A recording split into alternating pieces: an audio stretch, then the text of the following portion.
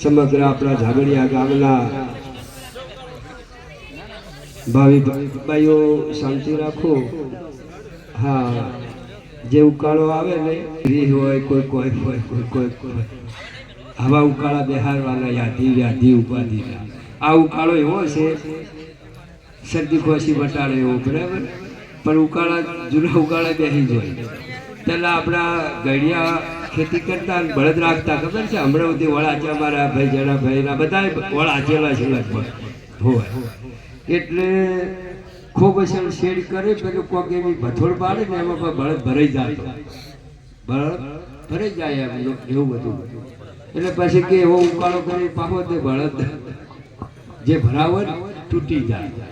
એટલે એમ આજે શરદી ખોસીનો જે ભરાવ હોય તો તૂટી જાય એવો ઉકાળો છે, બધા ભાવથી પીજો અને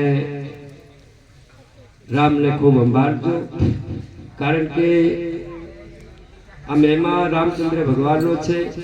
આપણા આખા ગામના માણસો બધા ભાવિ ભક્તજનો, યુવાનો, વડીલો, ભક્તજન બધા ભાવિ માતાઓ, બહેનો, દીકરીઓ, આજે આપણે 2 દિવસથી આ પ્રોગ્રામ ચાલુ છે, લાઈવ પ્રોગ્રામ છે। આખા ભારતમાં તમે દેખાઈ રહ્યા છો હાલે, અને આ સંતો તો આખા ભારતમાં વધુ જમશે એમ બેઠા બેઠા જોઈ રહ્યા છે।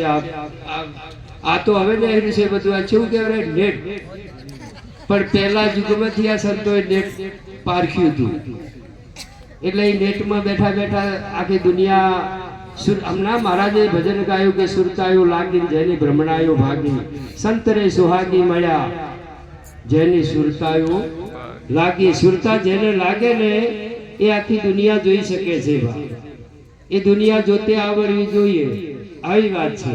તો આજે ખરેખર રામચંદ્ર ભગવાનનો જે પ્રતિષ્ઠાનો ઉત્સવનો આજે બીજો દિવસ છે। જોડે આપણે તો હોય એમ કે રામની પ્રતિષ્ઠા થઈ રહી છે એવો ઉત્સવ છે આપણે આખા ગામને, અને સવારે બહુ ભાવથી બહુ ઉત્સવ કરવાનો છે। વિશેષમાં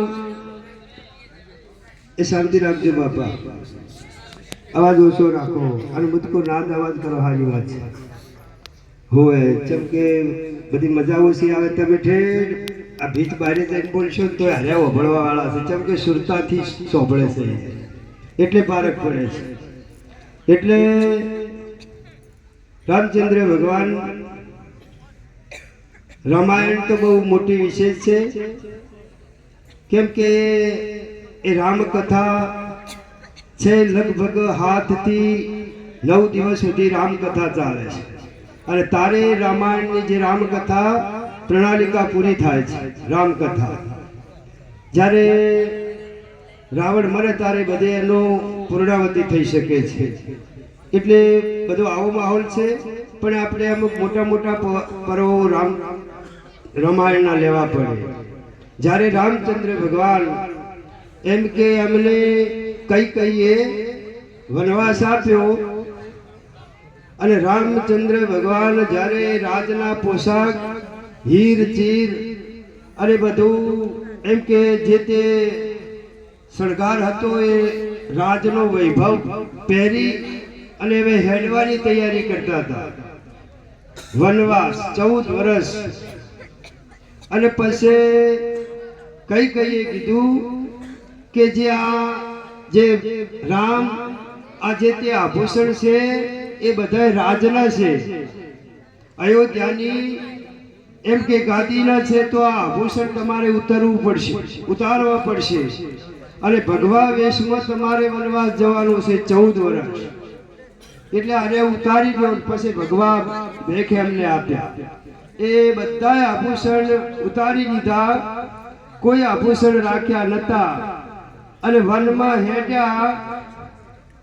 તો બધી આખી અયોધ્યાએ વિચાર કર્યો કે જો રામચંદ્ર ભગવાન 14 વર્ષ વનમાં જાય છે તો આપણે ચમચમ રહેશું, શું કાર્ય કરશું, આપણે આ અયોધ્યા બધી સૂની થઈ જાય।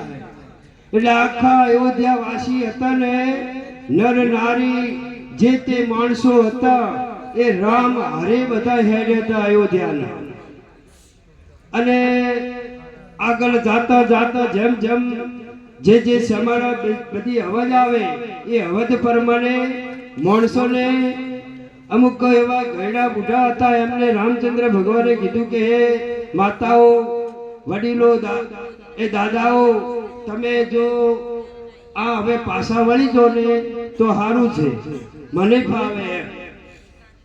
અને જ્યાં સુધી તમે ભાઈઓ, બહેનો, વડીલો, યુવાનો, આ દાદા દાદીઓ મારી હારે છે એટલે મને એક દુઃખરૂપ થાય છે. એટલેથી જે દાદા દાદીઓ તો એ પાછા વળી જા.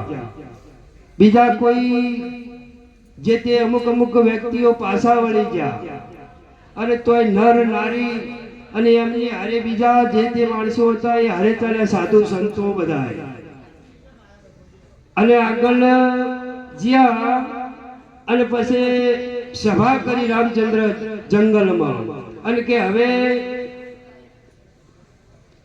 એમ કે ભાઈઓ અને બહેનો, તમને બધાને હાથ જોડું છું, તમે હવે પાછા વળી જો તો સારી વાત છે, મને ફાવે. હું એ રામ દુઃખરૂપ થઉં છું, તમે બધા મારી હારે હાલ્યા છો. બધું સુખ સંપત્તિ, સાહેબી, રાજ વૈભવ બધું અયોધ્યાની અંદર બધું સમૃદ્ધ છે, પણ તમે હવે બધા એમ કે ભાઈઓ અને બહેનો તમે પાછા વાળો.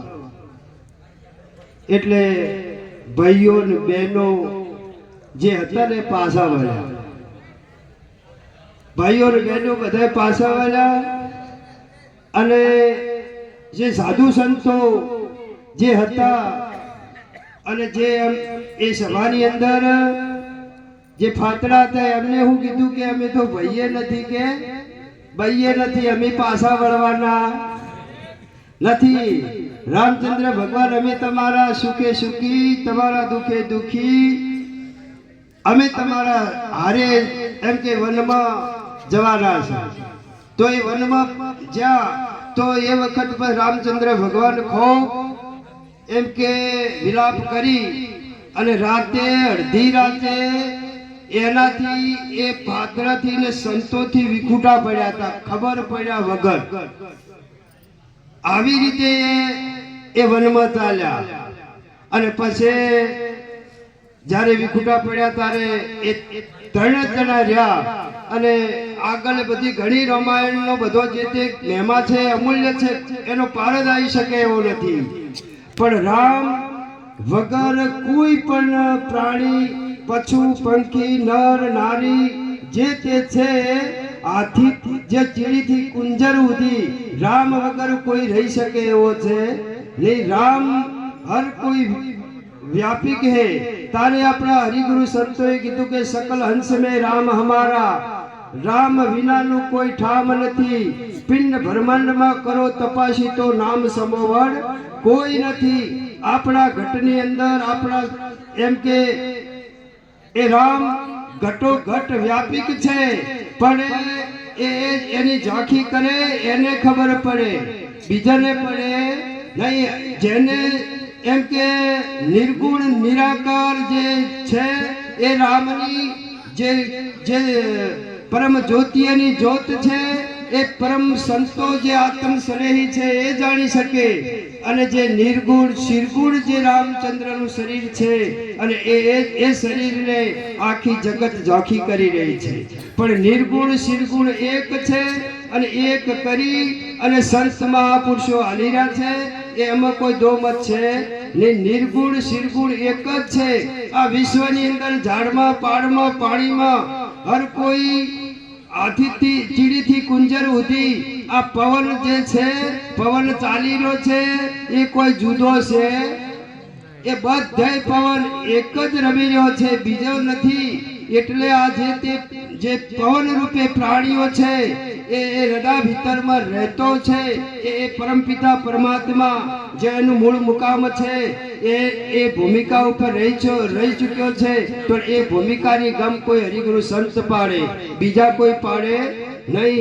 एटले संतोए साखी कीधी छे के साव सोनानी द्वारका रतन पर जड़िया कमार, साव सोनानी द्वारका रतन पर जड़िया कमार।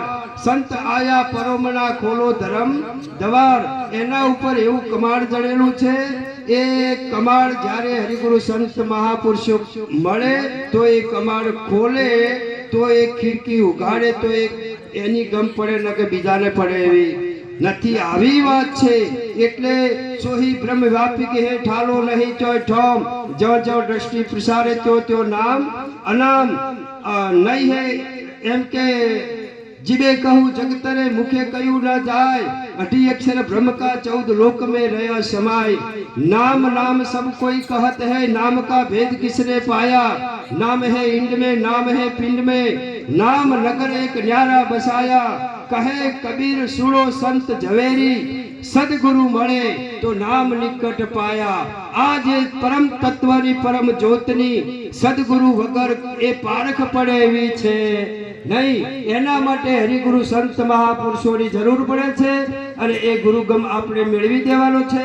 જેને જેને ગુરુગમ મેળવેલો છે એને જમ છે એને સરંગ સૂતર એક તાર દેખાય, અને ગુરુપદ ધારણ ન કરેલું હોય એના માટે એમ કે જો રોમ વ્યાપિક છે એને અહીંયા જોઈ શકે, બીજે જોઈ શકે નહીં. સત્સંગનો એમ કે કોઈ દિવસ એનો વાણી પાણીનો પાર આવે એવો નહીં. અપાર છે, ખંડ ભરેલા છે, એ કદી નેઠી શકે એવું નહીં, એવી વસ્તુ છે. પણ આ માયક મળે તો મેળવવાનું મન બધાને થતું નથી, કેમ કે એની અંદર એટલો રસ ભરેલો છે. એટલે આપણે વાલદાસ મહારાજ ખૂબ સત્સંગ કરશે. આપણે એક રામધૂનની બે કોક લીટી બોલીએ તો બધાય બોલજો, બરાબર. અને રામધૂન આપણે બોલશું તો આપણું જીવનનું કલ્યાણ થશે અને એમ કે જીવનનું એમ કે પારાગતિ થશે અને આપણા ઘટની અંદર રામ બિરાજ છે. તો દરેકને વિનંતી એ રામધૂન બોલજો. હા, નરગા માસ્તરની એક સમરણ વર્ષ 50 વરસાદ વર્ષે એક ઘડી તો અરંટ ફરે બારો માસ. જે મશીન આપણા બોરો હાલ ફરે અને અંટ કહેવાનો જૂના વખતના. અને જો તો ગમે એટલા બોર ચાલુ કરો 1000 બોર તો કોઈ મેળ પડે એવો નથી. હવે સાત મિત્રો આયા છે. આપણે આ તાળે પાડે ને રામ નામ બોલજો,